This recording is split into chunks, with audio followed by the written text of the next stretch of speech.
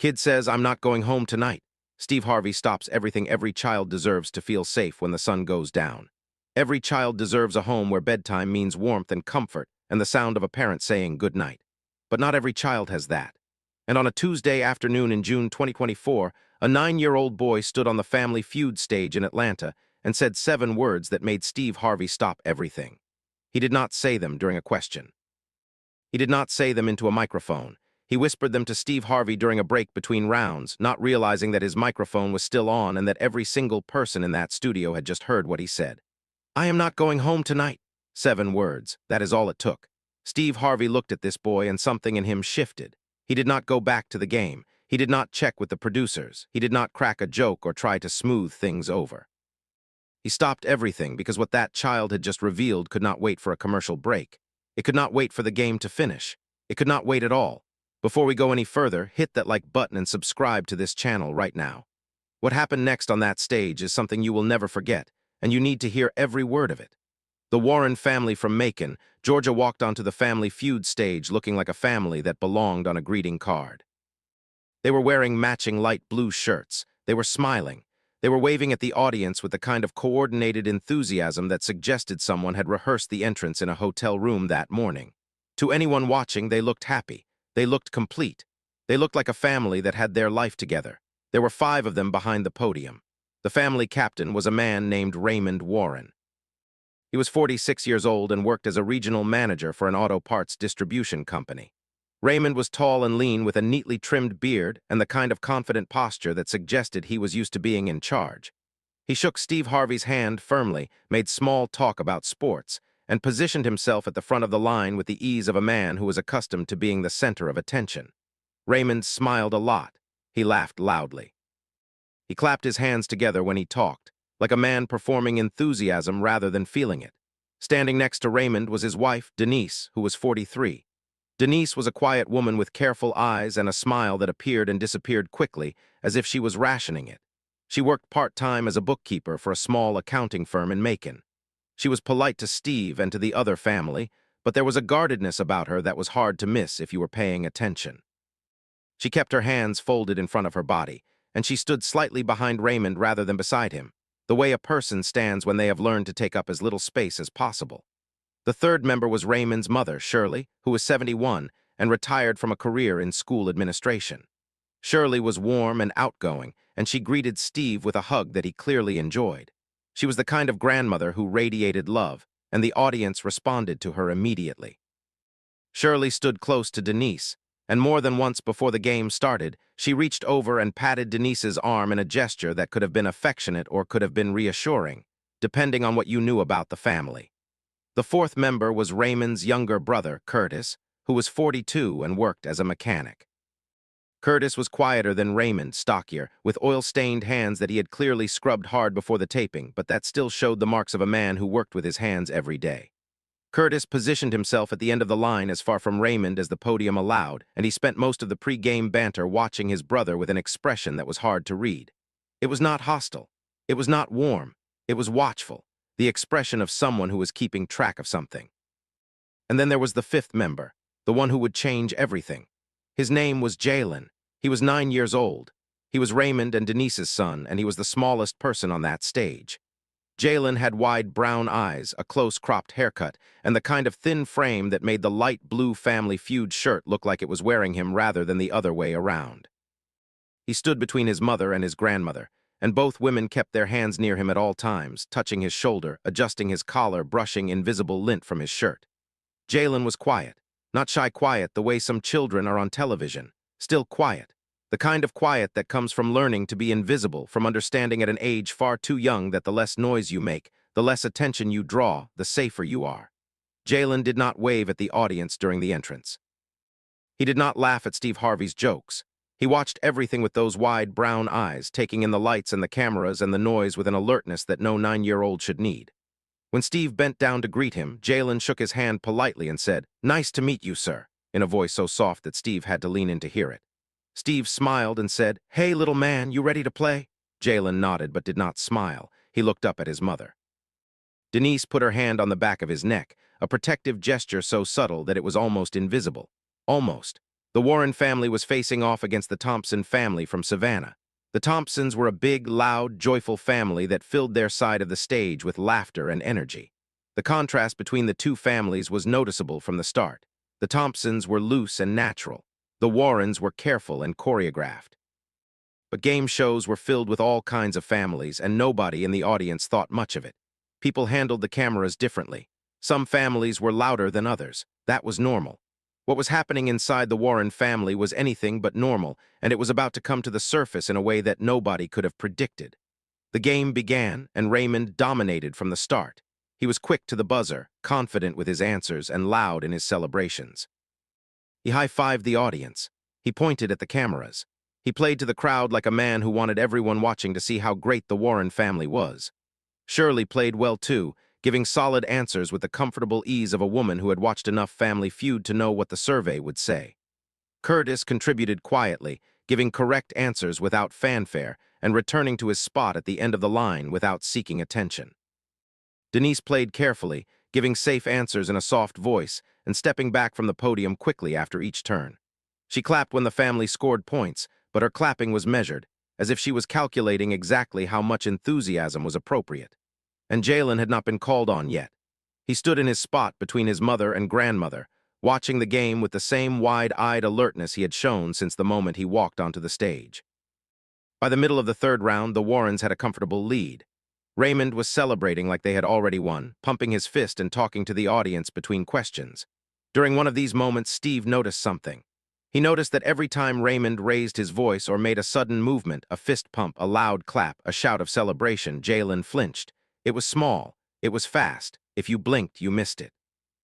But Steve Harvey had been reading people on television for over a decade, and he did not blink. He saw it. Steve saw something else, too.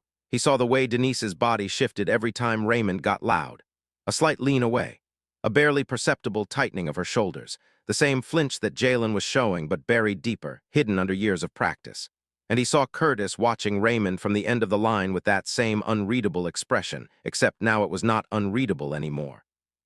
Now it was something that looked a lot like anger held very carefully in check.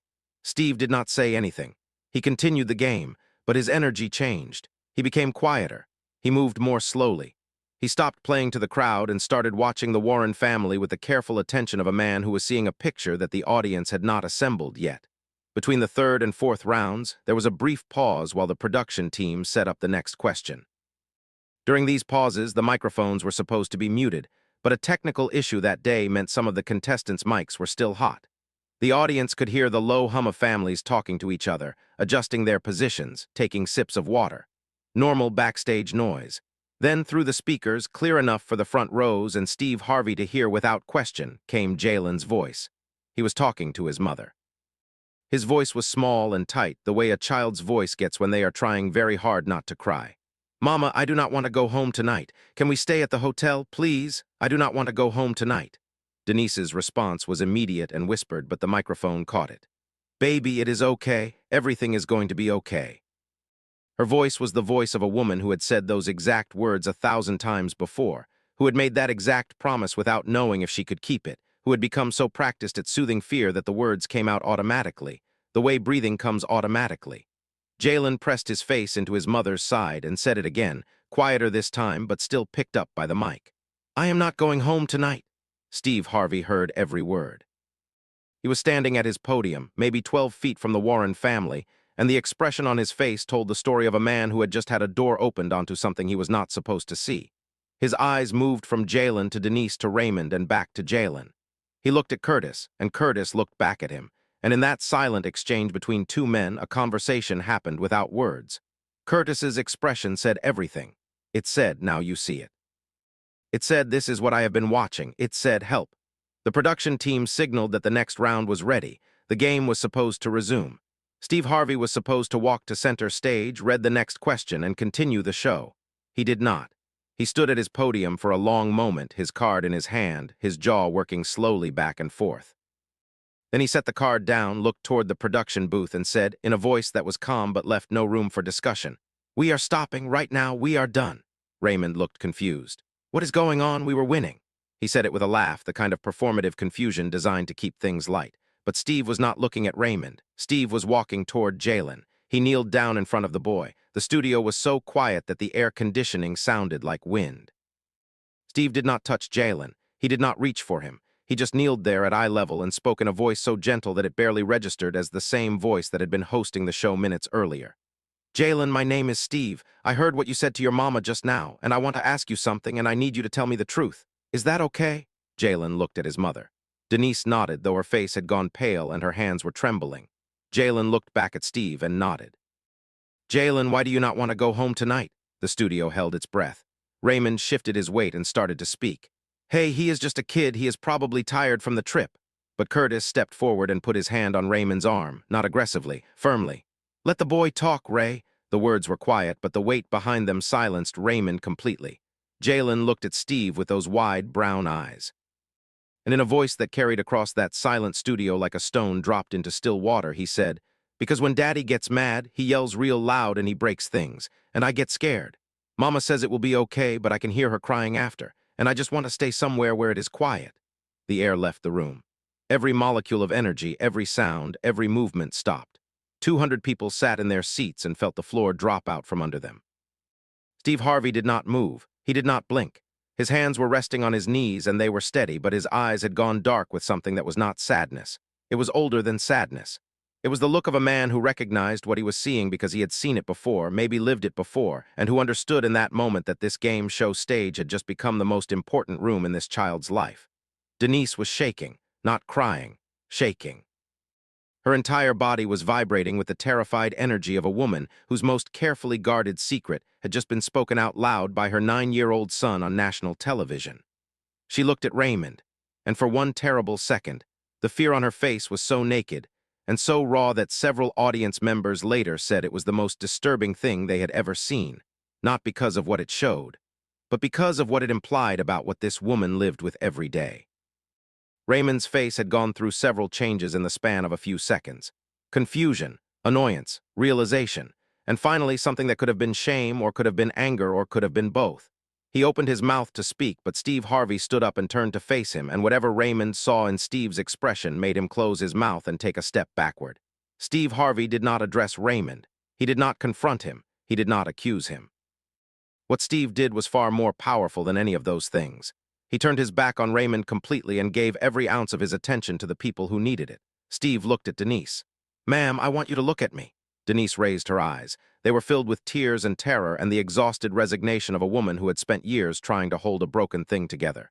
You do not have to say anything right now, Steve said. You do not owe anybody an explanation, not me. Not this audience, nobody, but I need you to hear what I am about to say. He paused. What your son just described, that is not okay. You know it is not okay, and I think you have known for a long time. Denise's tears fell, but she did not make a sound. She nodded, the smallest possible nod, the kind of agreement that comes from a place so deep it does not need words. Steve continued. I am not a counselor. I am not a judge. I am a man who grew up in a house where things were not okay either. And I am telling you, as someone who has been where your son is standing right now, it does not get better on its own. It does not fix itself. And the longer you stay quiet, the louder it gets inside that little boy's head. Shirley, Raymond's own mother, stepped forward. What she did next shocked everyone in the studio, including Raymond. She walked past her son without looking at him, went directly to Denise and took both of the younger woman's hands. I know, Shirley said. Her voice was thick and heavy. I have known for a while and I should have said something sooner. That is on me. She looked at Jalen and her face crumpled. Baby, Grandma is sorry. Grandma is so sorry you have been scared. Jalen did something that broke every heart in that building. He did not run to his grandmother. He did not cry. He walked over to Shirley, took her hand, and said, It is okay, Grandma, I just do not like the yelling. He said it the way a child says something they have accepted as a fact of their life, the way you might say the sky is blue or water is wet. To Jalen, the yelling was not an event. It was the weather. It was just how things were, and the normalcy with which he described it was more devastating than tears could ever be. Curtis moved next. He walked to center stage, standing where his brother had been moments before, and addressed Steve directly. I want you to know that I have tried to talk to my brother about this, more than once. He will not listen to me. He says I am overreacting. He says every family argues. He says Jalen is too sensitive. Curtis's voice was shaking. That boy is not too sensitive. He is 9 years old and he is afraid to go home. That is not sensitive. That is survival. The audience responded with a wave of emotion that was part agreement, part outrage, and part heartbreak. People were crying. People were holding each other. Several women in the audience were nodding with the fierce recognition of people who understood exactly what was happening because they had lived it themselves. Steve addressed the audience and the cameras. His voice was steady now, carrying the controlled intensity of a man who had found his purpose in this moment. I want to say something, and I want every person watching this to hear me clearly. What this family is going through is not rare. It is not unusual. It happens in millions of homes across this country. Behind nice clothes and matching shirts and family photos and smiling faces, it happens in houses that look perfect from the outside and feel like prisons on the inside. And most of the time, nobody knows because the people living in it have been taught to keep quiet. They have been taught that what happens at home stays at home. They have been taught that asking for help is a betrayal. Steve paused. It is not a betrayal. Asking for help is the bravest thing a person can do, and this 9-year-old boy just did it. He asked for help in front of 200 strangers and millions of people who will eventually watch this, and I am not going to let that courage go unanswered. Steve announced that the show's family support team, a resource that existed for exactly these kinds of situations, would be connecting the Warren family with professional counseling services immediately. He said it clearly and without ambiguity. He did not frame it as optional. He did not present it as a suggestion. He presented it as what was going to happen because Steve Harvey understood that in moments like this, clarity was kindness and ambiguity was dangerous. Then Steve did something that would be discussed and debated and analyzed for months afterward. He turned and spoke directly to Raymond, not with anger, not with accusation, with the specific, deliberate calm of a man who had chosen his words carefully. Raymond, I am not going to stand here and judge you on television. That is not my place. But I am going to tell you something that I wish someone had told me a long time ago. Steve paused. The way a man handles his anger determines the kind of man he is. Not his job, not his money, not what he looks like to the rest of the world. The man you are is the man your son sees when the front door closes. That is the only version that matters. And right now, that version is scaring a 9-year-old boy so badly that he would rather sleep in a hotel than go home to his own bed. You have to sit with that, Raymond. You have to sit with what that means. Raymond did not respond. He stood at the end of the stage, isolated from the rest of his family, and for the first time that day, the performance was gone. The loud celebrating, the fist pumps, the playing to the crowd, all of it had evaporated, and what was left was a man standing alone with a truth he could no longer outrun. Steve turned back to Jalen. He kneeled down one more time. Jalen, I want you to hear something. You did the right thing. You told the truth, and that was brave. And I promise you right here in front of all these people that what you said today is going to make things better. Maybe not tomorrow, maybe not next week. But what you did today started something, and I am proud of you, young man. I am so proud of you. Jalen looked at Steve, and for the first time all day, the smallest hint of a smile crossed his face. Not a big smile, not the carefree grin of a 9-year-old who does not have a worry in the world. Just a tiny, fragile lifting of the corners of his mouth that said maybe, just maybe, someone was finally listening. The game did not resume.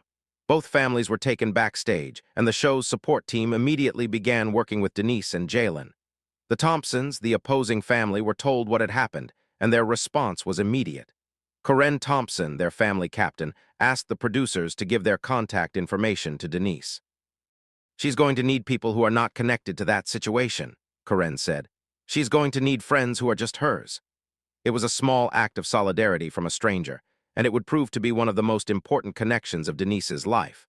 What happened in the Warren family in the weeks following the taping was complicated, painful, and ultimately transformative, but not in the clean, simple way that television usually presents transformation. Raymond did enter an anger management program, but it was not because he had an immediate change of heart on the stage. It was because Curtis gave him an ultimatum the night of the taping. Curtis told his brother that if he did not get help, Curtis would support Denise in whatever decision she made, including leaving and taking Jalen with her. Shirley backed Curtis. For the first time in his life, Raymond faced the possibility that his behavior would cost him not just his wife and son, but his entire family. He enrolled in a program the following week. Denise did not leave Raymond immediately, and the show never pressured her to. The counseling services that the show arranged connected Denise with a therapist who specialized in family dynamics. And over the following months, Denise began the slow, difficult process of understanding that what she had been living with was not normal and was not something she had to accept. She later told a reporter that the most important moment was not what happened on stage. It was what happened in her therapist's office 3 weeks later. when the therapist asked her a question nobody had ever asked her before. "What do you want?" Denise said she sat in that chair for a full minute before she could answer, because she had spent so many years managing other people's emotions that she had forgotten she was allowed to have her own. When the episode aired 8 weeks later, the production team had worked closely with family counselors to determine how the segment should be presented. They made the decision to air it with Denise's full knowledge and consent, and with professional commentary woven throughout that provided context about emotional volatility in households and resources for families experiencing similar situations. The National Domestic Violence Hotline was displayed on screen during the segment and at the end of the episode. The episode was preceded by a content advisory that Steve Harvey personally recorded. The response was unlike anything Family Feud had ever experienced. The episode generated more calls to the National Domestic Violence Hotline in a single week than any other television moment in the organization's history. Counselors reported that callers specifically referenced Jalen's words as the thing that had made them pick up the phone. One counselor told a reporter, "We have been doing this work for decades, and we have never seen a single moment move as many people to action as what that little boy said. It was not a public service announcement. It was not a celebrity endorsement. It was a 9-year-old telling the truth, and the truth, spoken by a child, has a power that nothing else can match." Steve Harvey addressed the episode on his morning radio show the day after it aired. His voice was quiet and deliberate, stripped of its usual energy. "I need to talk about what happened on Family Feud," he said.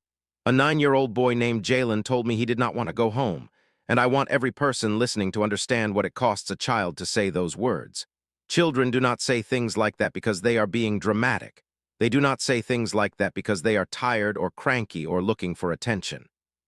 When a child says they do not want to go home, it means home has become the place they fear most. And when a child's home becomes a place of fear, we have failed that child. All of us," Steve continued. "I grew up in a house where things were not always okay. I know what it sounds like when raised voices come through the walls. I know what it feels like to lay in bed at night and listen to the sounds of a house that is not at peace. I know what it does to a child's sense of safety and their understanding of what love is supposed to look like. And I know that most of the time, the people outside the house have no idea, because families like that learn to perform. They learn to put on the matching shirts and smile for the cameras and act like everything is fine. And the performance is so good that nobody thinks to ask the 9-year-old what is really going on." Jalen's words, "I am not going home tonight," became a rallying point for child advocacy organizations across the country.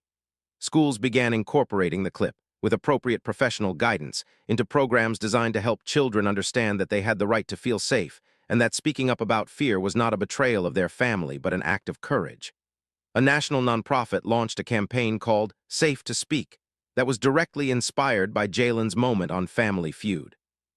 The campaign provided schools with resources and training to help teachers and counselors identify children who might be living in volatile homes and to create safe spaces for those children to share what they were experiencing. 6 months after the taping, the Warren family looked very different from the family that had walked onto the Family Feud stage. Raymond had completed his anger management program and was continuing with individual therapy. The household was calmer. The yelling had stopped. But the healing was ongoing, and nobody pretended it was finished. Denise was still in therapy. Jalen was seeing a child psychologist who was helping him process experiences that no 9-year-old should have had to process. And the family was in group counseling together, learning how to communicate without the patterns of fear and control that had defined their household for years. Curtis, who had stood at the end of that podium watching his brother with the careful eyes of a man keeping track of something, became the family's anchor during the transition. He checked on Denise and Jalen weekly. He sat with Raymond after therapy sessions and listened without judgment. He held the family together with the same quiet, oil-stained hands that fixed engines for a living, applying the same principle to his brother that he applied to broken machinery. You do not give up on something that can be repaired. You just put in the work. Shirley, Raymond's mother, gave one interview after the episode aired. When asked what she wanted people to take away from her family's story, she said something that resonated with millions of viewers. "I knew something was wrong in my son's house, and I did not say anything because I did not want to interfere. I told myself it was not my place. I told myself they would work it out." And while I was telling myself those things, my grandson was learning to be afraid in his own home. I will live with that for the rest of my life. If you see something wrong in a family you love, say something. Do not wait for a game show to say it for you. 1 year after the episode, Jalen was invited to record a message that was played at a national child advocacy conference. He was 10 by then, a little taller, a little less thin, and sitting in a chair that looked too big for him. But his voice was steady and clear. "My name is Jalen. I am 10 years old. Last year I went on Family Feud and I told Mr. Steve Harvey that I did not want to go home. A lot of people saw it. A lot of people were sad, but I want everybody to know that things are better now. My dad is working on being different. My mom smiles more, and I am not scared at nighttime anymore. If there is a kid watching this who is scared like I was, I want to tell you that it is okay to say something. Find somebody you trust and tell them how you feel. You are not being bad, you are being brave. Mr. Steve Harvey told me that, and he was right." Steve Harvey watched the video from backstage at the conference and cried. When he took the stage moments later to deliver the keynote address, he deviated entirely from his prepared remarks. He talked about Jalen. He talked about the responsibility that adults have to listen to children, really listen, not just hear the words, but understand what the silences mean, and what the flinches mean, and what it means when a child stands perfectly still in a room full of noise. He talked about his own childhood, and he ended with words that the audience carried with them long after the conference was over. "A 9-year-old boy trusted me with the most important thing he had, his truth. He did not give it to a teacher or a counselor or a police officer. He gave it to a game show host during a break between rounds, and that tells me something about where we are as a society. Our children are so desperate to be heard that they will tell a stranger on television what they cannot tell the adults in their own lives. That has to change. We have to become the people our children can trust with their truth, not some of the time, all of the time. Because the next Jalen might not be standing on a stage with cameras and microphones. He might be standing in a hallway or sitting in a classroom or lying in a bed in the dark, and he might not say a word. And if we are not paying attention, if we are not asking the right questions and listening for the answers that come in whispers and flinches and silence, we will miss him. And missing him is something we cannot afford to do. If this story moved you, hit that subscribe button and turn on notifications so you never miss another one. Leave a comment below and share your thoughts on what Jalen did. Share this video with someone who needs to hear that speaking up is never wrong. And if you or someone you know needs help, the resources are there. You just have to reach out. We will see you in the next one.